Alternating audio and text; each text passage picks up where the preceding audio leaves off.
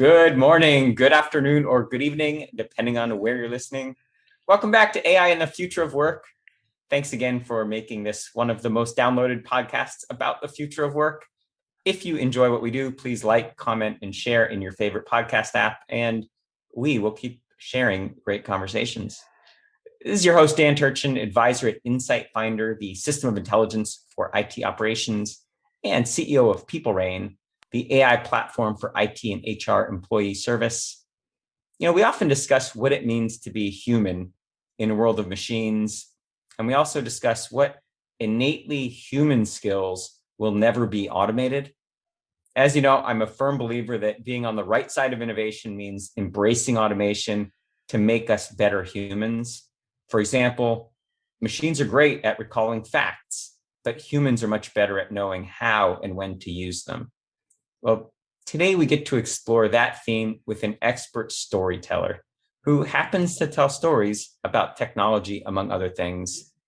Graham Brown's an award-winning podcast host who helps others tell better stories. He's the CEO of Pickle, a full-service podcast agency for B2B clients.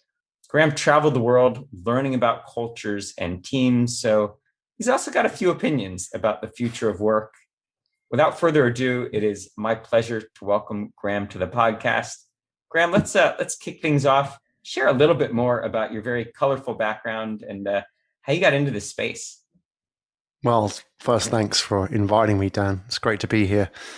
Love the podcast as well, especially this topic. This is right in the sights of what I find really fascinating about where we're going. Not just future, but history as well. I think you've got to understand the bigger picture here. I'm a storyteller, as you say. And, I think it's one of those things when you're a kid, your mom would scold you for being a storyteller. Stop telling stories, Dan. That was always sort of synonymous with lying, wasn't it? But as you grow older, you realize that actually storytelling isn't a fabrication, but a really powerful tool in business, in general life. It's a way of communicating. It's a way of influencing. It's a way of engaging people. Without stories or the ability to tell stories, really, there's little to differentiate us from machines. So increasingly what's happening now, Dan, is in the B2B space, especially companies, leaders are asking, how do we tell stories? And for them, it's, well, I know once upon a time, but they have to kind of understand how to take all that, what they've learned, from kindergarten, what's natural, and what they've been exposed to, and then package that and put it into a business context. So that's what I help them do. And it sounds easy, but the hard part is, vulnerability is standing up there and telling something about yourself. And that is hard if you spent your whole life doing the complete opposite, which is, being the polished, efficient leader. So this is the challenge we're in. And this really falls into that space of the future of work, because this is a skill that people increasingly need to have and is missing in their resumes. I'm fond of saying anything that can be predicted is better left to machines, but anything that requires judgment or emotion is better left to humans. What would you say is the art of great storytelling that will never be replaced by machines? Yeah, well, stories have been around for thousands of years, haven't they? And you go way back to the epics of Gilgamesh, or even those original cave paintings you see in the south of France, which they date to 25,000 years ago. You've got the stories of the animal stampedes. There's actually, if you look at the ones in Lascaux, which are in the southwest of France, I think they're sort of 26,000 BC, so prehistory. They've got the pictures of like the buffalo stampedes. But at the bottom, there's like a really fascinating I don't know if it's done deliberately, but there's like a pair of child's hands. It's like female hands. They must be about 6 years old, 5 years old. And she's put like a handprint on the wall whilst they're doing these paintings. And you think that was 20, 30,000 years ago. But a child today would do the same. If you gave her a paint pot, she would put her hands in it and put it on the wall. And that's probably a very basic form of storytelling. It's a very human act. If you think about what is it that we do when we tell stories? Effectively, we are trying to connect with people. We are trying to convey, we're trying to engage, and we're trying to influence people with outcomes favorable to us. And really, the art of storytelling, it's not a mystery. You could go and watch Avengers, or Marvel, any of the Marvel stories, and you see a plot line that has been around for thousands of years. It's not original. You see Harry Potter, you see Lord of the Rings, you see Star Wars. They're the same. Everyone has the same plot line. And the irony is we don't walk out of the movie theater and think, hey, goddamn, that was the same as Harry Potter, and I feel, I've been tricked. We actually want that. We want familiar storylines. We want, if you read Joseph Campbell, The Hero's Journey, he talks about the hero with 1,000 faces. We have these familiar archetypes that appear in culture and myth and business and story, whether it's the wizened old, the wizard with the grey beard, the Gandalf or the Obi-Wan type figure, or the accidental hero, the Hobbit or Luke or whoever it is. These are archetypes that perpetuate throughout history. And to tell good stories is to understand that stories have these established plot lines which are accepted. They've been validated, to talk about, in startup parlance. They've been validated through thousands of years. And if you understand how stories work, they have a science in them, which is that there are familiar plot lines we've been using which engage audiences. So Steve Jobs was a great utilizer of these plot lines. When he launched the iPhone, for example, he used the familiar accidental hero narrative, which is that, we didn't choose events chose us, which is every single sort of hero monomyth for thousands of years. And that works really well. And whether he was doing it consciously or he just had a good feel for storytelling, it goes to show the power of being able to communicate through existing narrative structures. And that is really storytelling. And the great thing is once you see it, you can use it. The flip side of that, Dan, is when you're sitting there with your wife watching a movie, you'll spoil every single movie that you're sitting there because you say, oh, this is what happens next. And you've seen it before, obviously. So I warn you, that's what happens once you start looking at everything. You start to see it everywhere. Those cave paintings at Lascaux are every bit as sophisticated and as beautiful as anything that was ever painted by Da Vinci or Michelangelo. I love those images that you evoked, and the hands and the maternal figures. That's sends chills down my spine. I couldn't agree more. But it connects us, doesn't it? Doesn't it connect us with them? They're timeless. It's incredible. 30,000 years ago, we're connected with their humanity. You could imagine it. You see the scene, don't you, of how it happens, and that's incredible, really. It's like you're there. Absolutely. Now you're talking to an audience of entrepreneurs and technologists, and every day they're telling stories, and maybe they're telling a story to a customer, or maybe they're telling a story to an investor. What are the things that they should know about reading an audience, and what are some of the things that you see aspiring storytellers get wrong the first time? Yeah, it's interesting that a lot of, especially entrepreneurs, live by storytelling, but are unaware of it. Think about if you're a founder, let's say, and you've been in this situation, raising funds, hiring, selling, it's all storytelling, really, isn't it? Like when you raise funds, you're trying to get somebody to invest in an idea, something that hasn't happened yet.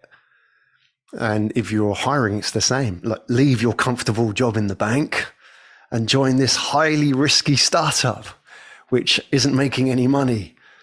That's storytelling, because what you're trying to do effectively, and if we look at the science of storytelling, the human brain can't distinguish between past and future.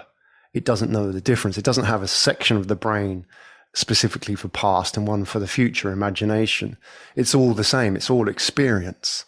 So what a story effectively does is connect an experience we've had in the past experience we've seen, experience we've felt, with an outcome we haven't yet experienced. So that's why it's a very powerful way of convincing people about future outcomes that are unknown by linking them to what we already know. That's the science. Put it into context. Let's go back a couple of years when the pandemic was just happening and everybody was trying to make sense of everything. And one of the things people started floating around was this idea of flattening the curve. And you, as soon as I say that, you'll probably visualize that curve that everybody saw from that article. And it's a really good example of what I call data storytelling, which is that, you can imagine if somebody tried to explain that concept in data and explain the data, it wouldn't have gone anywhere. But flattening the curve spread to hundreds of millions, if not billions of people. The idea, because of the story, flattening the curve is a story because it shows movement, it shows change, it shows what we need to do. There are heroes and villains inside that data. And you may not think of it as a story, but in fact it is. It's a way of getting people to understand information that they don't yet have experience of by linking it to what we already know. And another great example of that is, and more tangible, is a map. If you think about a map, the world the Earth is a 3D sphere. But if you think when we see it on the wall, it's a 2D rendition. And people never look at that and thinking, how do you take, a 4x3 piece of paper and make it into a 3D sphere? It's physically impossible, no matter how you do it, right? And a map is a representation. And that's the point, is that we don't challenge it. We accept that is the world, and that's how I see the world. And it just so happens that, you've got like New York and London and sort of the main sort of axis of the world, if you like. That sort of shows how we see the world, right? And if you flip that, and this is what people don't realize when it comes to, if you're an entrepreneur communicating, it's just how important these frames are for what you're doing. If you flip a map on its head, there's a map, I don't know if you've seen this, Dan, called the South Up map. Have you seen this thing? You can Google this thing. It's a South Up map. It's the world, but flipped on its head. If you show it to somebody and they'll say, well, it's upside down. The Earth is upside down. Well, the Earth isn't upside down because in space, there is no up and no down, right? That's the reality of the physics of space. And then they will say, well, but the compass points north. And well, the reality is it doesn't point north. It points north and south. Again, that's sort of basic physics. And they say, well, the red part is pointing north. Well, that's some guy years ago actually painted it red. Actually, the original Chinese compasses used to point south, interestingly. Anyway, but that's aside. But that's your job as an entrepreneur. Your job is to create a map for your audience, because without the map, they don't know where to go. You're giving them data, you're giving them ideas, you're giving them things they're unfamiliar with. And you're saying, we need to go here. Your job is to create that worldview for them to understand. And I think there's a sort of a naivety that people will see the world as it is. They will consume your data, your sort of startup pitch deck for what it is. It's a great idea, but people don't buy that. They buy the journey you're taking them on. They buy that sort of whole narrative that they're familiar with. And that is really important, because without it, everything is really naked. And you can see the power of it, everything from a map to public health initiatives, how it works. I'm going to get on a soapbox and say the future of work favors those who cultivate these innately human skills in a world that increasingly will rely on the fusion of humans and machines.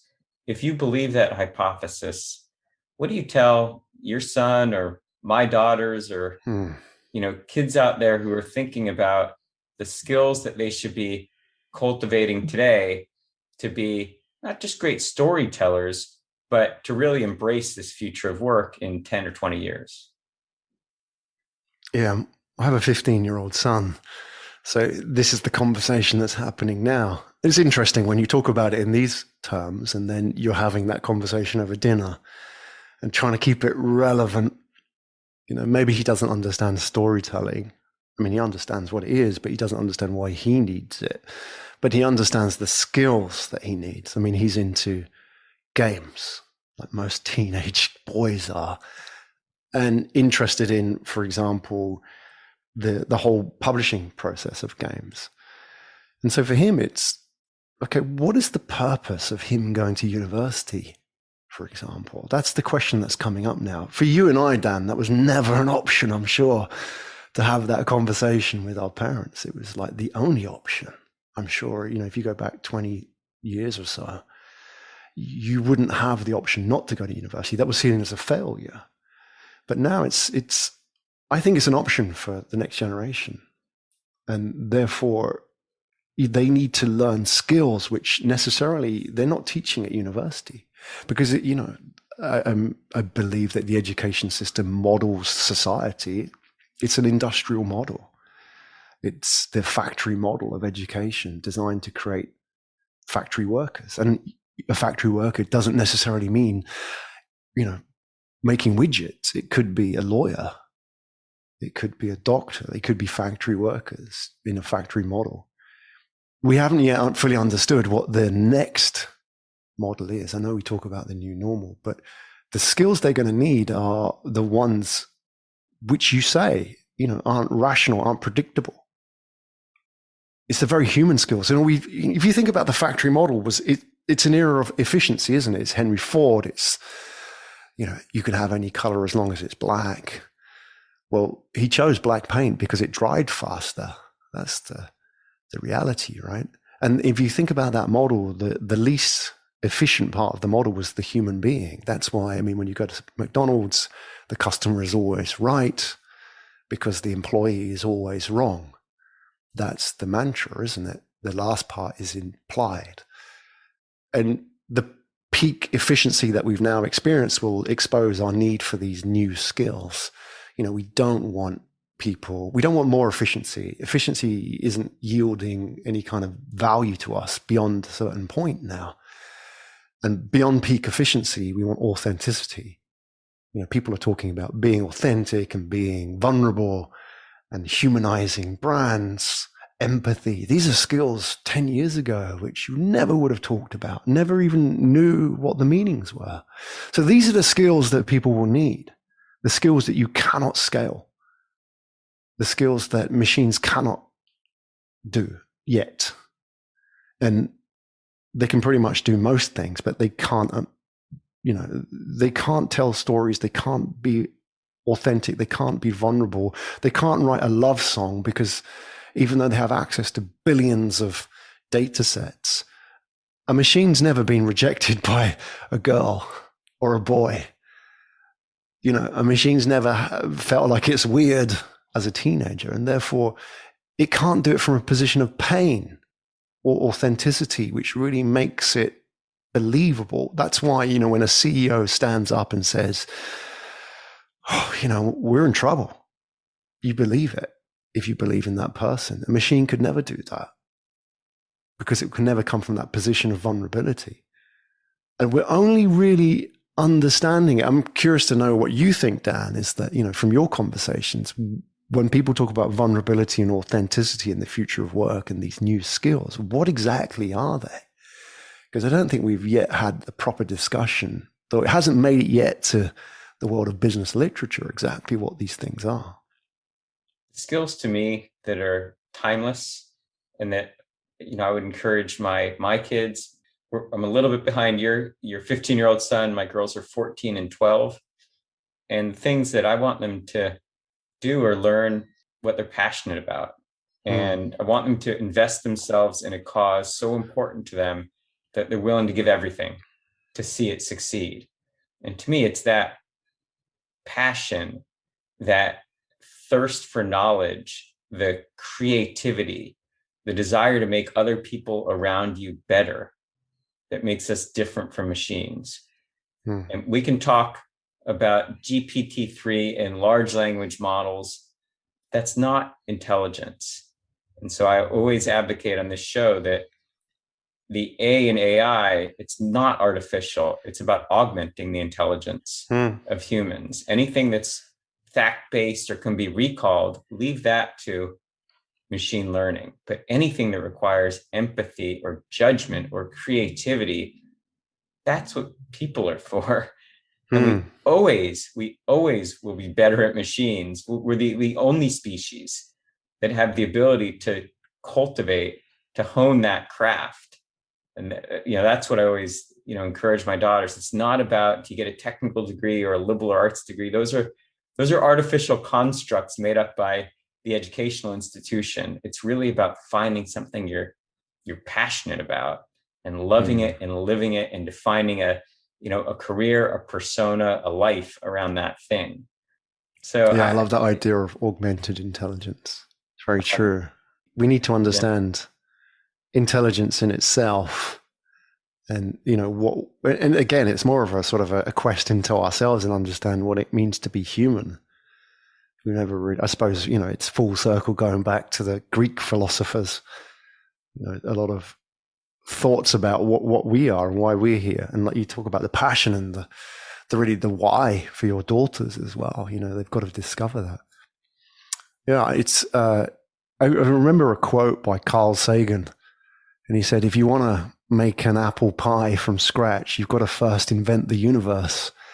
I think we're there.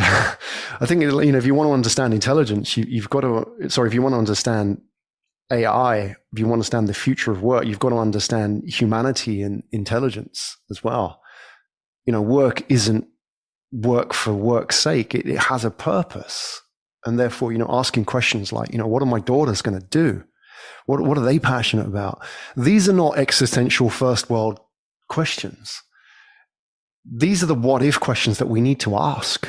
And everybody needs to ask. And it's only sort of, I think in the last couple of years, there's been this slight wrinkle in the fabric of, the work universe that people have actually seen for a very short time, maybe an alternate reality.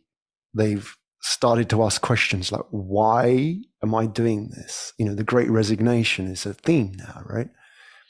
And hopefully these conversations, like with your podcast, Dan, will continue rather than just sort of fade away like, the memories of the virus, like, oh, that was the 2020s. Hopefully we can keep these conversations going and people can ask these what if questions, which, they may be uncomfortable. Why do this job? Why go to university? Why do a liberal arts degree or a technical degree? Why are we doing this? What is the purpose of work and even school? And these are the sort of examine questions that may annoy people, but they're necessary.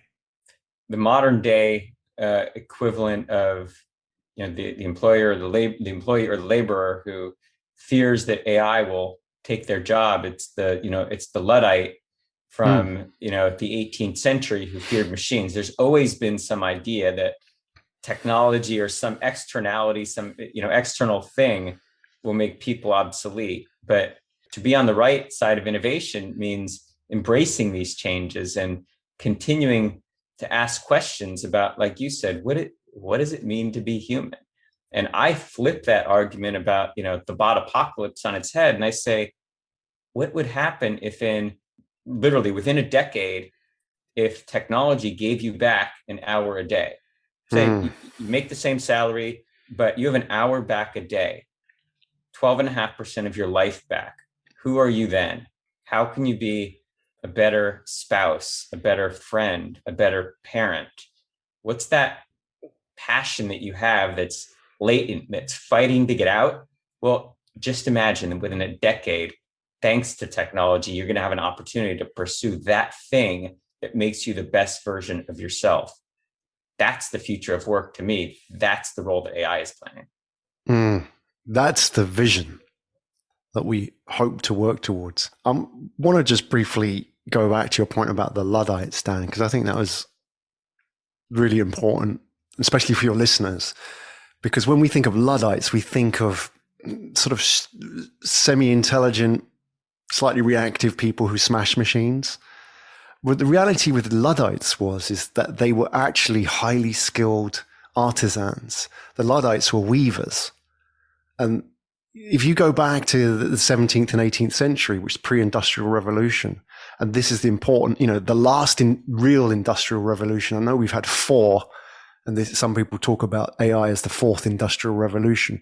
But if you go back to the first one, the Luddites smashing the machines, well, if you were a weaver, a weaver was pretty much the most highly skilled and highly paid job you could have had, unless you were born as a landed gentry or some kind of priest, some privileged position. That's as good as you got. So it was a highly skilled professional job. And if you were a weaver, then you could work 3 days a week. You could spend the rest of the week off. You could own a freehold land. You weren't in debt. And you were your own man. You could look after a family and feed them. And that was a highly privileged position for somebody who was born, not into privilege. And if you think about it, that role, that profession is very similar to, for example, a doctor or a lawyer or an accountant today. It's highly skilled, highly educated. You could pass it from generation to generation. And interestingly, when the reasons why the weavers smashed the looms was because they were automating their work.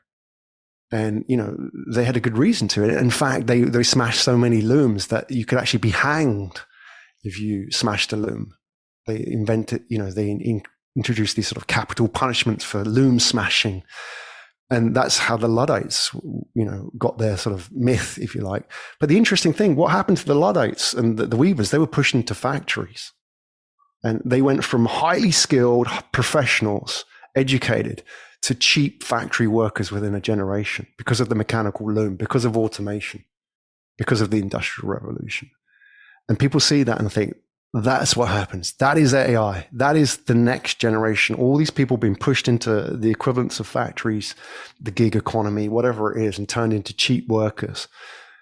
Well, there's a second part to the story that doesn't get told.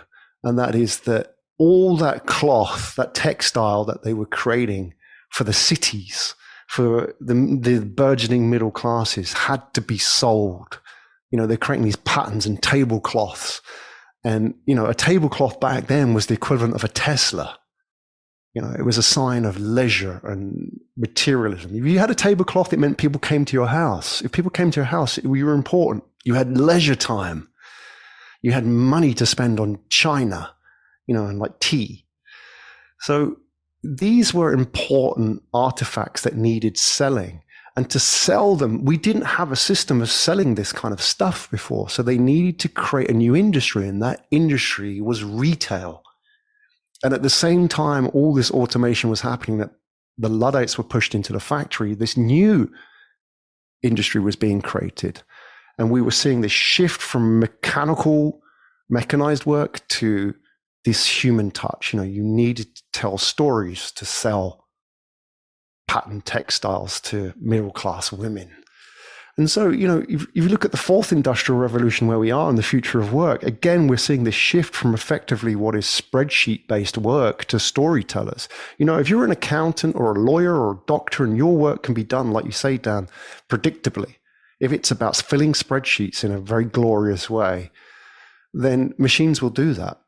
And it won't be the low-skilled workers that get decimated, because they're highly agile. They can evolve. They'll find some other kind of work. It's the guys who spent 10 years getting educated that are going to get wiped out. It's the doctors and the accountants and the lawyers. They'll be wiped out by an algorithm, which is the scary part, because they're the least agile of all.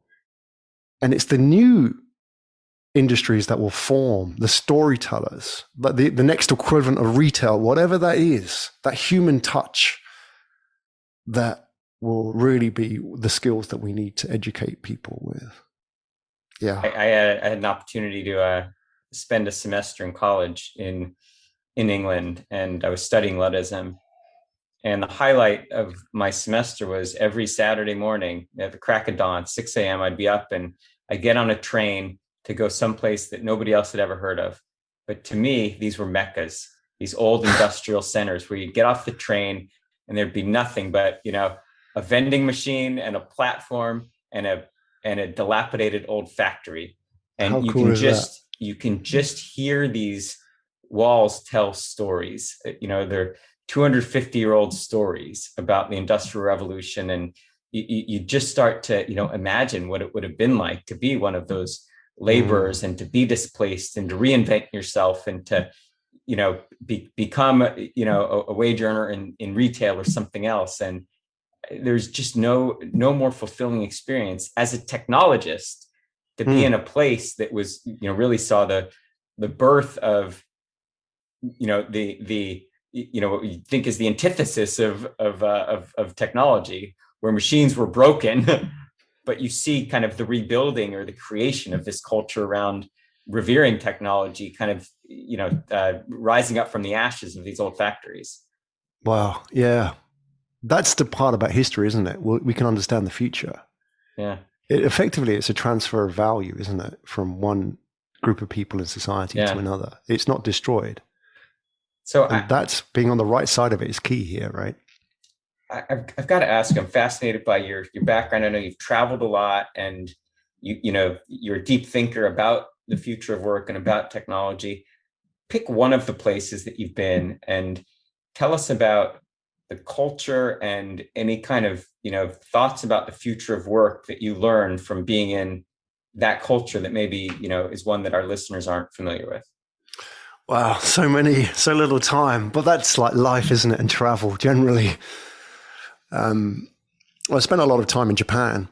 I lived in Japan in the 90s post bubble, which was a very exciting time. If you're growing up and I graduated with an AI degree, funnily enough, in 95 when nobody knew what that was useful for. So I was sent out to teach English in Japan, which was sort of, like the new world in the 90s. It was still Sony and Toshiba and TDK, all these sort of exciting brands, which really were the future. And the sort of transformation of Japan to today is a number of things about it we can learn about the future of work. It was in some ways like the Chinese economy today. It was, turning out incredible growth in its GDP. It was producing amazing innovations.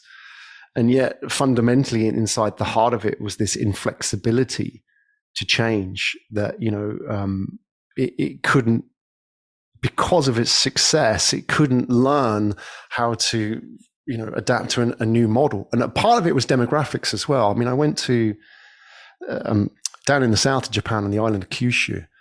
The city of Fukuoka is sort of the designated startup city of Japan. And it's sort of, if you think about the geography of the US, you've got New York and the Valley. They're sort of as far apart as possible, aren't they, physically on the mainland? And it's the same with Japan. It's like you got Tokyo and Fukuoka. They're almost like in a similar kind of geographical positioning. And I was down there at this startup hub, and I walked into this building, which was where they had all these startups housed. And I thought, this looks a bit familiar. And you walk in, and I don't know if you've ever been to a Japanese school. And they have, the first thing you'll hit as you walk in is just all these kind of cubby holes where you put all your slippers in and your shoes. And, there's like hundreds of them because there's hundreds of kids, but there were no kids there anymore. It was just all sort of the startup founders' shoes. And then you walk in and you walk around, and the whole place is a school. And then you realize that actually there used to be children here, and now there are startups. And nobody's sort of really thinking about it. And I'm thinking it's a little bit strange because there's a whole generation of kids that aren't there anymore because, the Japanese demographics, they're going to lose 40 million people in the next 30 years because there are no children anymore, literally. You can walk around and you see this complete change. And what that does for work is it creates this hardening of mindsets. As you get older, you're less flexible to change. But you need that young generation to challenge. You need, when Japan was flying, it was because there were young people. The families were like 3 kids, and they were, challenging the way of doing things, and they were driving innovation. And I think you see it there, that the future of work really lies with the young. That the problem with us old people is that we have experience. And the young people are, they're the ones that get on TikTok. They're the ones that, are happy to build their personal brand. because it's natural to them, because they realize they have to do that to get ahead now. Whereas old people are like, oh no, I can't do that because what if I make a mistake? Or, that's the challenge that we have. And I think, you see in Japan that dynamic playing out, that without young people, there is no change, because that's what they do. They change things and they challenge things. And that's why we need them. And for us in work, it's to see what young people are doing and learn from them, whether that's inside your workplace or actually just observing how young people are using media today. I think that's really something that we need to get better at. I love that metaphor. Startups really are barefoot children, right? Yeah. And they're, it's messy and it's beautiful. And they're constantly striving, to become that perfect version of themselves and to grow up, and they're learning, and they're getting bruised knees, and that's part of the experience, right? Of growing up as a child, growing up as a startup. So, gosh, I think we came full circle. And wow, this one's been so much fun, Graham. I really, we're just getting started. I hope. Is that time, Dan? That's gone so fast. It feels like we're just getting started. Would you please take me up on the offer? Will you come back and can we continue where we left off? Let's do a part 2. There's so much we haven't talked about. We haven't talked about future of work and healthcare, future of work. And I just want to leave your audience with a thought, if I may, Dan, is that something you mentioned, and I wanted to say it at the time, but we didn't have time. Like, for your audience, when they think about this change, never forget that a computer used to be a human being. Not many people know that. A computer used to be like a clerk, or a clerk, as you say, on your side of the Atlantic, almost like an accountant, in the 17th, 18th century. Think about that. Well, Graham, this has really been so much fun. And we have so much more to still learn from you. So we're going to have you back. Just great work, and wish you all the best of luck, and look forward to having the next version of this conversation. Dan, thank you. Wonderful host. Love your podcast, and can't wait to see how this turns out. Well, this is your host, Dan Turchin, of AI and the Future of Work, signing off for this week. But we're back next week with another fascinating guest.